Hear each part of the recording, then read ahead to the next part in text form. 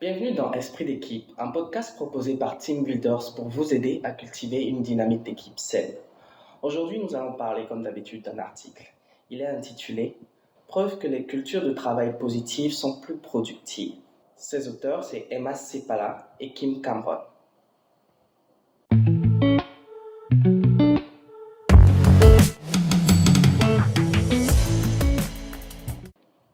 Trop d'entreprises misent sur une culture impitoyable, sous haute pression et sans concession pour favoriser organisationnelle positive démontre qu'un environnement impitoyable nuit non seulement à la productivité au fil du temps, mais qu'un environnement positif entraîne des avantages considérables par les employeurs, les employés et les résultats financiers.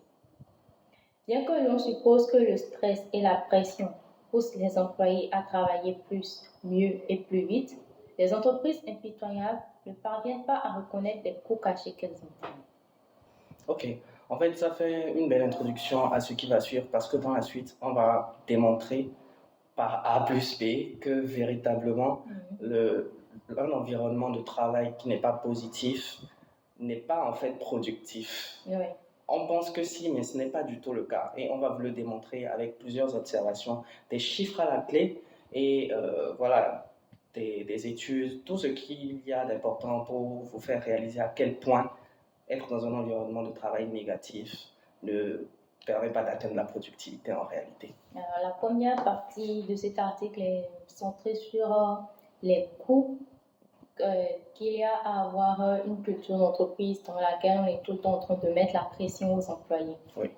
Donc, ce n'est pas forcément une culture négative, mais peut-être un peu plus compétitive et très, on va dire, challengeante. Alors, tout d'abord, les dépenses de santé dans les entreprises sous haute pression sont près de 50% plus élevées que dans les autres organisations.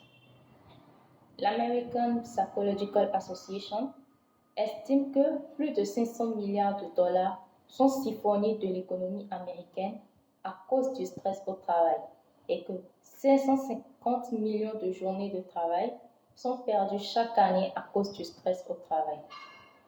Entre 60 et 80% des accidents du travail sont imputables au stress et on estime que plus de 80% des visites chez le médecin sont dues au stress. Le stress au travail est lié à des problèmes de santé, allant du syndrome métabolique aux maladies cardiovasculaires et à la mortalité. Les résultats ont montré un lien étroit entre le comportement des dirigeants et les maladies cardiaques chez les employés. Les patrons qui génèrent du stress sont littéralement mauvais pour le cœur. J'adore cette phrase. Les patrons qui génèrent du stress sont littéralement mauvais pour le cœur. C'est-à-dire que si vous êtes un patron, si vous êtes un patron qui cultive une dynamique d'équipe négative, vous engendrez forcément chez vos employés, chez vos collaborateurs, des maladies. C'est littéralement ça. Oui, des problèmes de cœur. Oui, des problèmes de cœur. Et ça, c'est le premier coup qu'entraîne le fait de cultiver un environnement de travail négatif. L'impact sur la santé est indéniable et je mets à défi la moindre personne qui pourrait dire le contraire parce que on le sait, on l'observe bien. C'est vrai que les données que nous avons énumérées ici sont des données qui ont été observées en Amérique, mais ça, elles n'en restent pas moins vraies pour le cas du monde du travail ailleurs. Aussi quand même qu'en Amérique, ce n'est pas le pays avec la meilleure qualité de droits pour les travailleurs, mais les travailleurs là-bas ont beaucoup plus de droits que dans notre région ici. Alors si même eux déjà ils vivent ces genres de choses, c'est clair que nous, c'est pas nous qui y échappons. Et c'est vrai qu'on n'a pas, comment dire ça, on n'a pas les données par exemple, d'un médecin du travail ici qui a observé des choses sur notre terrain, mais on est sûr à 100% que les observations sont quasiment les mêmes ici. Parce que beaucoup de médecins, ça, par contre, j'ai déjà entendu beaucoup de fois, beaucoup de médecins reçoivent des patients à qui on fait plein de tests, on ne sait pas exactement ce qu'ils ont. En fait, on ne sait pas ce qu'ils ont. On sait simplement que leur mal est dû à un excès de stress. Et généralement, qu'est-ce qui nous stresse? Ça va être bien souvent le cadre de travail. Le travail qu'on fait, l'environnement de travail dans lequel on se retrouve et la façon dont les collaborateurs, ou pas forcément les collaborateurs, le manager est avec nous. Tout ça suscite, dans le mind d'un travailleur, beaucoup d'émotions négatives qui forcément génèrent des maladies qui se manifestent de façon très concrète, comme par exemple les maladies cardiovasculaires, les maladies du cœur. Moi, je voulais revenir sur les chiffres cités. On a parlé des dépenses de santé étant de près de 50% plus élevées dans les entreprises sous pression. On peut se dire, en tant que chef d'entreprise, ces dépenses-là ne me concernent pas, parce que ce n'est pas moi qui dépense pour cela. Mais la plupart des entreprises d'une certaine envergure sont assurées et procurent une assurance à leurs employés. Donc, cette entreprise paye l'assurance. Et plus, en fait, il y a les dépenses médicales qui doivent être offertes par cette assurance, plus votre forfait d'assurance va augmenter. C'est ça. Donc, ça, c'est aussi quelque chose qu'il faut prendre en compte, que même si on se dit, bon, ça ne me regarde pas, c'est pas comme si c'est moi qui paye pour mes employés. D'une certaine manière, quand même, ça recompte. Sans compter les journées de travail perdues, qui sont également un coût. Et après, on a parlé également de plus de 80% des visites chez le médecin sont dues au stress. Je ne pense pas que ça soit particulier pour les Américains. Je pense que ça est quelque chose de très réaliste ici aussi. Et on fait très facilement le lien avec le fait d'être sous pression et les problèmes cardiaques. On entend très souvent quelqu'un faire un AVC, c'était le stress, c'était la pression. Très souvent, on fait ce lien-là très facilement. Donc, la dernière phrase du paragraphe de cette partie qui a dit les patrons qui génèrent du stress sont littéralement mauvaises pour le cœur. Ça nous vient naturellement de comprendre ça. Mais moi, je voulais ramener l'accent sur une chose qu'on a dit. Le stress au travail est lié à des problèmes de santé, allant du syndrome métabolique aux maladies cardiovasculaires et à la mortalité. Donc, ça peut aller jusqu'à la mortalité. Et aussi le syndrome métabolique, c'est-à-dire que l'organisme ne fonctionne plus comme il devrait. Pour revenir à ce que Emma a dit tout à l'heure, on fait plusieurs analyses et on ne peut rien déceler, même si la personne ne se sent pas bien. Parce que l'organisme et le métabolisme ne fonctionnent plus comme ils devraient parce qu'ils sont perturbés par le stress. Et on a tendance à estimer que ça vient de notre tante au village, les gens qui nous en veulent, alors qu'en fait, c'est le cadre dans lequel vous évoluez tous les jours. Quand on parle de syndrome métabolique, c'est vraiment tous les organes, tous les systèmes de notre organisme, respiratoire, digestif, cardiaque, etc. Tout peut être impacté par cela. Et moi j'aimerais mettre l'accent sur une chose.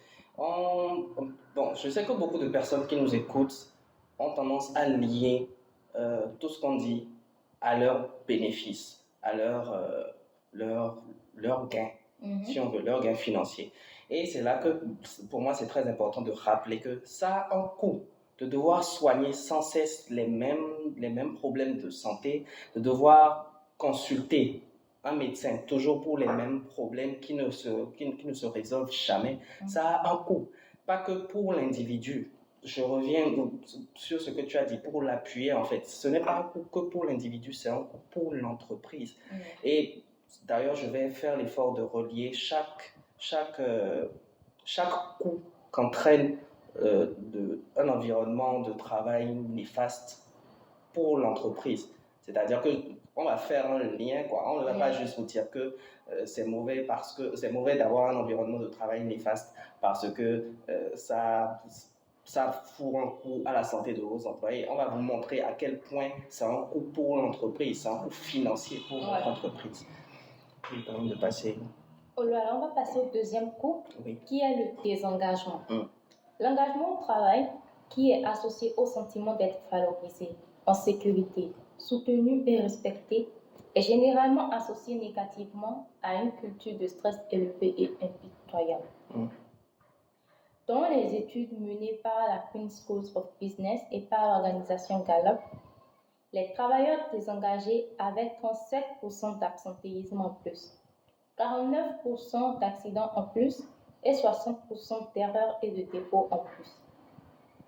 Dans les entreprises où les scores d'engagement des employés sont faibles, elles ont connu une baisse de productivité de 18%, une baisse de rentabilité de 16%, une baisse de croissance d'emploi de 37% et une baisse du prix des actions de 65% au fil du temps. Fait important, les entreprises dont les employés sont très engagés ont bénéficié de 100% de candidatures en plus. Pour moi, ça s'entend que quand les gens sont engagés, quand les gens sont motivés, naturellement, leur rendement s'en ressent. On observe bien que leur travail est plus qualitatif, on observe bien que leurs performances sont au plus haut point et sont optimales en fait. Maintenant, le fait d'être dans un environnement où le stress est le maître, en fait, je ne sais pas d'où ça vient que c'est ce qui nous stimule le mieux, c'est ce qui nous permet d'atteindre notre potentiel le plus absolu. Je ne sais pas d'où ça vient, en Ça fait. vient de la biologie. Ah, d'accord. Le réflexe, oui, du point de l'homme Cro-Magnon, le fait que quand tu entends ça, tu réagis mieux, tu réagis plus vite. C'est une erreur monumentale. Ce n'est pas une erreur monumentale. Le problème, c'est juste quand ça devient sur une période de temps prolongée, continue. Parce que si tu es dans une situation de stress, c'est ça le problème, c'est que le stress est continu. Si tu es dans une situation de stress, une fois en passant, oui, tes réflexes sont... Oui, alerté, oui, tu réagis super bien. Mais à partir du moment où ça devient trop long, ça épuise l'organisme. C'est ça t'épuise en fait.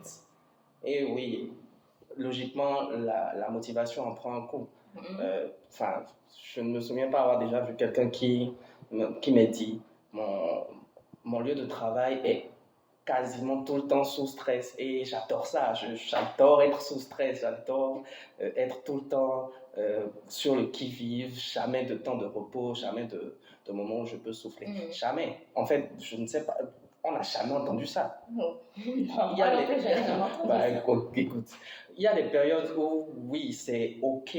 Bon, comme tu as dit, oui, quand c'est court, quand c'est sur un laps de temps court, c'est ok parce que là, on est soumis à rude épreuve, on est un peu, comment dire ça, on est sollicité au maximum. Oui. Mais on ne peut pas être à son maximum tout le temps. Non. C'est ça le problème. On ne peut pas être à son maximum tout le temps et c'est pas un environnement qui nous permet de toujours vouloir mieux faire, de toujours vouloir s'améliorer. La preuve, dans les chiffres qu'on a cités, on a bien noté que beaucoup de personnes qui évoluent dans ce type d'environnement commencent à être absentéistes parce qu'à un moment donné, on en a ras-le-bol. On est fatigué en fait. Même avant d'être fatigué, comme on a parlé de désengagement, il n'y a plus ce sens du devoir avec son travail parce qu'on est désengagé. Donc, si on a une excuse pour rester à la maison, on est la bienvenue. Alors que même si on était un employé modèle avant, ce n'est plus trop le cas après un certain temps. Je ne sais pas.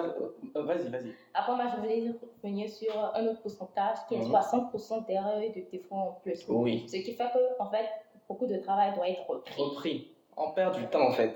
C'est littéralement ça. Et de l'argent. Et de l'argent. C'est ce que j'allais dire. Oui. C'est ce que j'allais dire. Justement, j'allais faire le lien avec l'argent que vous perdez dans ce cas également, parce que le travail qui doit être repris, ça vous fait mobiliser davantage de ressources, des ressources qui sont censées être mobilisées une seule fois, le sont en double. Ça vous fait perdre des ressources, ça vous fait perdre de l'argent. Et forcément, la productivité, d'ailleurs, c'est dit, une baisse de productivité de 18%, une baisse de rentabilité de 16% pour les entreprises. Ça prouve bien qu'il y a moins d'argent qui rentre en fait. Et une baisse d'actions de 65%. Une baisse du prix des actions de 65%. Donc, vous perdez de la valeur. Oui, cette entreprise perd de la valeur parce qu'on la voit décliner. Oui. Un autre point aussi, on a parlé de 49% d'accidents en plus. Accidents au travail et à la charge de l'employeur. Oui. Donc, si vos employés étant désengagés subissent des accidents sur le lieu de travail, vous êtes responsable et c'est vous qui payez aussi. C'est ça. Un autre coût financier pour vous, rien qu'à cause du désengagement. Et pour bien faire le parallèle, pour bien faire la comparaison, on précise bien à la fin de cette partie du texte que 100%, enfin les entreprises dont les employés sont très engagés bénéficient de 100% de candidatures en plus. Ça veut dire que les entreprises qui cultivent un environnement de travail positif sont absolument sexy pour les employés. Ils sont très attirants en effet. Ouais. Ça me permet de passer Au troisième coup, Oui. qui est le manque de loyauté. Les recherches montrent que le stress au travail entraîne une augmentation de plus de 50% des départs volontaires. Les gens se présentent sur le marché du travail, refusent des promotions ou démissionnent. Et les coûts de rotation associés au recrutement, à la formation, à la baisse de productivité, à la perte d'expertise, etc., sont importants. Le Center for American Progress estime que le remplacement d'un seul employé coûte environ 20% du salaire de cet employé. Je ne sais pas si on s'en rend bien compte, mais ce coût-là est tellement criard, le manque de loyauté. Quand tu es dans un environnement qui ne te stimule pas de la bonne façon, parce que bon, il y a stimulé, dans un environnement négatif, tu es stimulé d'une certaine façon. Tout dépend des gens. Mais voilà, quand tu es dans un environnement où tu ne te sens pas bien, où c'est la négativité qui prime, tu as forcément du mal à être attaché en fait à cette entreprise, à cet environnement. Tu as beaucoup plus de facilité à regarder ailleurs s'il n'y a pas mieux. Tu as beaucoup plus de facilité à explorer d'autres horizons. Et évidemment, pour une entreprise, ce n'est pas l'idéal que ses employés aient tout le temps sur leur ordinateur, un onglet ouvert où ils sont en train de chercher des offres d'emploi à des endroits beaucoup plus attrayants, beaucoup plus agréables, beaucoup plus positifs dans lesquels ils peuvent se rendre. Je ne vois pas en quoi c'est avantageux pour vous, quoi. Donc, cultiver une dynamique, cultiver un environnement négatif, ça ne vous permet pas de garder vos employés. C'est même une façon optimale de détruire la confiance. Alors, moi, je voulais préciser quelque chose. On a parlé du fait que le remplacement d'un seul employé coûte environ 20% du salaire de cet employé. On peut se dire que ce n'est pas un si grand coût à première vue. Mais il faut aussi se rappeler que cette étude est faite aux États-Unis. Et aux États-Unis, on considère le salaire annuel.